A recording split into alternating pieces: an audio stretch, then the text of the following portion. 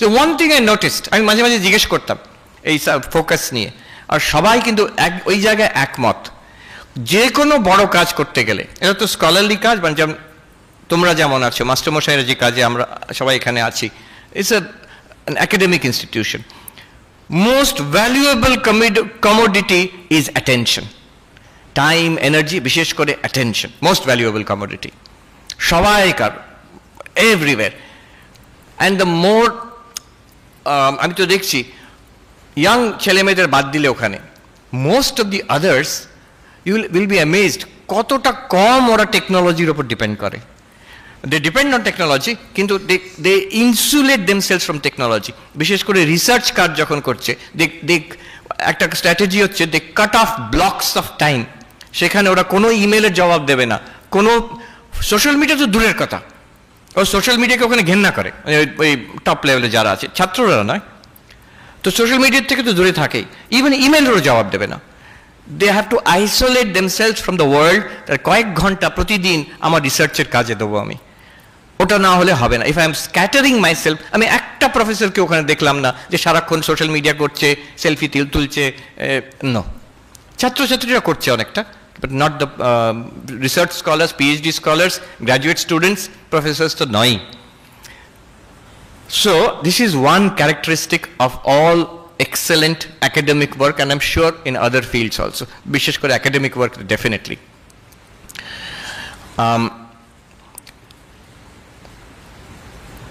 I'll just tell you, এইটা এখানে তো আছে নিশ্চয়ই, আমাদের লোগোটা আছে, রামকৃষ্ণ মিশনের লোগোটা এখানে আছে সামনে, এখানে নেই তো তোমরা তো দেখেছো রামকৃষ্ণ মিশন লোগোটা, ওই সূর্য উঠছে, হাঁস আছে, জল আছে, পদ্ম প্রস্ফুটিত হচ্ছে, আর একটা সাপ, serpent encircling the whole thing.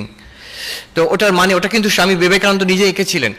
Vedanta society of New York যেখানে আমি আছি, সেখানে একদিন সকালবেলা একজন ডাচ ভদ্রলোক, উনি স্বামী বিবেকানন্দের লেকচার উনি ছাপাতেন, তো উনি এসে জিজ্ঞেস করলেন সকালবেলা ব্রেকফাস্ট টাইমে, স্বামী it will be good to have a logo, যেটা আমরা ছাপিয়ে বিক্রি করবো, তো একটা লোগো থাকলে ভালো হয়। তো স্বামী বিবেকানন্দ ওইখানে একটা পেপার নিয়ে, বর্ণনা আছে, উনি চট করে কেটে একটা স্কেচ করে এরকম করে ছুঁড়ে দিলেন ওর দিকে, ডেস্কের over the table, draw it to scale বলে দিলেন। কি মানে এটার? যেখানে সূর্যটা হচ্ছে জ্ঞানের প্রতীক, পদ্মটা হচ্ছে ভক্তির প্রতীক, ঢেউগুলো হচ্ছে কর্মের প্রতীক, আর পুরো জিনিসটাকে এনসার্কেল করে যে সাপটি আছে, আমরা তো বলি কুণ্ডলিনী এসব বলি, but basically it is focus, the power of concentration. এই সবকে একসঙ্গে করলে, জ্ঞান কর্ম ভক্তিকে একসঙ্গে করলে, ইয়োগড উইথ যোগা, আমরা এটাকে সাধারণ ব্যাখ্যা করি কর্মযোগ, জ্ঞান যোগ, ভক্তি যোগ, রাজযোগ একসঙ্গে করে, বা মাঝখানে যে হাঁস সাঁতার কাটছে, ওটার প্রতীক হচ্ছে পরমাত্মার প্রতীক, ভগবানকে পাওয়া যায়, পরমাত্মাকে পাওয়া যায়, এইটা আমরা ব্যাখ্যা করি। বাট আরেক জায়গায় স্বামী যেটা অন্যরকম ব্যাখ্যা করেছেন, উনি বলছেন দ্য পাওয়ার, জ্ঞান, ভক্তি অ্যান্ড কর্ম yoked to the power of yoga. এই তিনটে, জ্ঞান ভক্তি কর্মের পেছনে যোগের যদি পাওয়ার থাকে, তখন ভগবান লাভ করা যেতে পারে। যোগের পাওয়ারটা, power of yoga means power of focus, power of concentration. পড়াশুনো শুধু কেন, ভগবান লাভ অব্দি হতে পারে ওই power of focus, power of concentration দিয়ে, যোগ to the power of focus. ওই একজন পজিটিভ সাইকোলজিস্ট, তার বইতে, কনসেন্ট্রেশনের ওপর বই, তিনি ওই সর্পের যে প্রতীকটা ওটা ব্যবহার করেছেন। স্বামী বিবেকানন্দ পড়েননি, আই এম শিওর, নিজের থেকে উনি ভেবেছেন ওটা এক্স্যাক্টলি যা স্বামী বিবেকানন্দ বলছেন। ওটাকে আরো একটু ব্যাখ্যা করছেন যে বেস্ট এক্সাম্পল অফ ফোকাস হচ্ছে এই কোবরা, ফোনা তুলেছে। কি মানে? সো একটা cobra, imagine a cobra with a raised hood, it is focused on the prey, মানে ওই ব্যাংকে একটা ইঁদুরকে ধরবে, তার উপর একদম laser like focus, number one. Number two, it holds the focus. জি, লেজার লাইক ফোকাস তো আমরা সবাই করতে পারি, 1 মিনিট 2 মিনিটের জন্য করতে পারি। Our problem is we are unable to hold it, it shifts. আর যেটা সোশ্যাল মিডিয়া করে চট করে শিফট করিয়ে দেয় এক জায়গা থেকে আরেক জায়গা। So we are unable to hold it. The cobra, it holds that focus, অনেকক্ষণ ধরে আছে। আর থার্ড, ভেরি ইম্পর্টেন্ট, ওই ফোনাটা বলছেন it's a symbol of cutting out the rest of the world. এই জগৎ সংসারকে বাদ দিয়ে দিচ্ছে। হ্যাঁ, যে বায়োলজি পড়েছে বলছে না মহারাজ ওইটা তো মানে নয়, আই নো দ্যাট।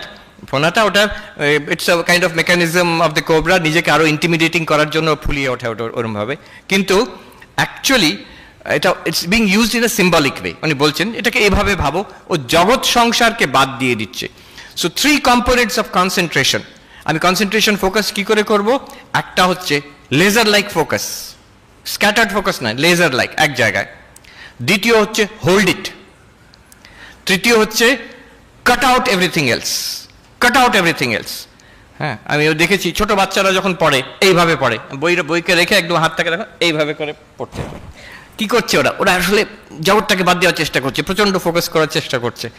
তোমাকে ওইভাবে পড়তে হবে না, but that is the idea. ওই কিউবিকেল ওইরকম ভাবে কেন করা হয়েছে? আমি হারভার্ডে দেখলাম, আবার মজার কিউবিকেল ছবি দেখিয়েছিলাম, ছোট ছোট বাক্সর মধ্যে বসে, ওর মধ্যে বসে যাও, পা ছড়িয়ে বসতে পারবে, এবার সব চারিদিক থেকে বন্ধ হয়ে যাবে, তুমি বাইরে দেখতে পাচ্ছ, তোমাকে ওর কেউ দেখতে পারবে না। ওটা একটা বাক্স আছে, আর কিছু নেই, ওর মধ্যে তুমি বসে আছো কিন্তু। এবার তার মধ্যে তুমি কম্পিউটার আছে, তুমি পড়াশোনা করতে পারো, ঘুমোতে পারো, যাই করতে পারো। Focus. So cutting out everything else, laser like. Swami Vivekananda বলছেন secret to concentration is to do whatever you are doing with the fullest possible attention, that's a laser like focus. তারপরে হোল্ড ইট, ডোন্ট শেক।